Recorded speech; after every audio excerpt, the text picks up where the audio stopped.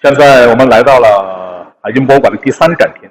第3展厅呢，主要讲的是2012年以后进入到中国特色社会主义建设新时代的这样一个时期。那么在这个时期，我们的海军发展建设又有一些什么样的让大家耳目一新的成就呢？请大家随着我的镜头一块儿进去看一看。我们知道，海军在海上执行作战行动、执行战备训练，或者是执行作战任务的时候，一个很重要的方面就是后勤供应的保障、后勤供应的补给。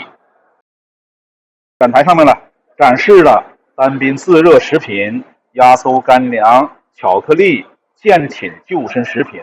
还有舰艇远航食品，还有常温的集体食品，甚至一些新鲜的蔬菜和水果。这都是我们的海军战士们、官兵们在海上执行任务时候所使用过的这样一些后勤保障补给的物品。现在呢，我们在第3展厅呢，在我的身后是海军的16、17两条大型航母的模型。也许很多网友感到很奇怪，在现在反舰导弹发展的这么快的这个时候，再建造这种大型水面舰艇，到底有没有价值，有没有意义？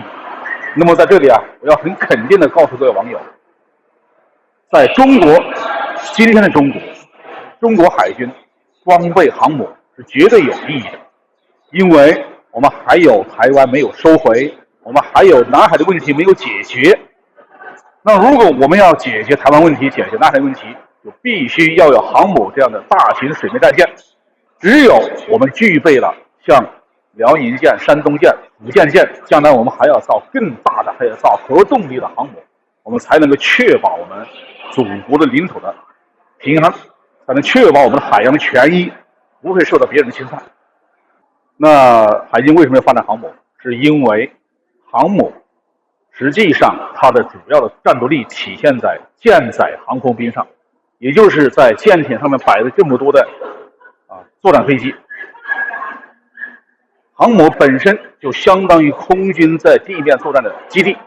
它是一个海上的航空兵出动的基地。因为有了航母，所以航空兵它的腿就长了，它的活动的范围就更加的宽广，就能够在更广阔的空间为维护国家利益、维护主权的完整做出更大的贡献。现在呢，随着我们国家海外利益的不断的拓展，随着我们国家综合实力的不断增强，我们国家的利益边界是遍布全球，不断的向外拓展。那为了确保我们中国公司资本的运营的安全，为了确保我们中国公民和国家的经济利益，我们的军事力量的边界，我们的武装力量能力边界也必须随着同步拓展。这也是我们要建造航母的一个重要的原因。现在呢，我的身后是海军陆战队战备训练的一个场景。我们知道，海军陆战队是海军5大兵种的构成部分，它也是一支特种作战力量，也是军改以后它的编制和规模大大的拓展的一支力量。那可以想见，为什么我们要大力拓展海军陆战队？那当然是为了我们国家的统一而准备的一支特种作战力量。现在我身后这个场景呢，是我们南沙的岛礁建设的一个场景。我们可以看到岛礁建设是怎么样的填岛，然后建设这些灯塔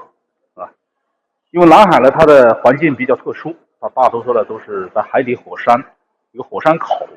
这是我们现有的岛礁是这样的情况。那我们就利用原有的原地的水面以下的海沙，把它抽起来填成了岛礁。那在这个展厅里面呢，展出了在南海的4大名螺，分别是鹦鹉螺、凤尾螺、万宝螺和唐冠螺。那么这边呢是南海岛礁的珊瑚沙，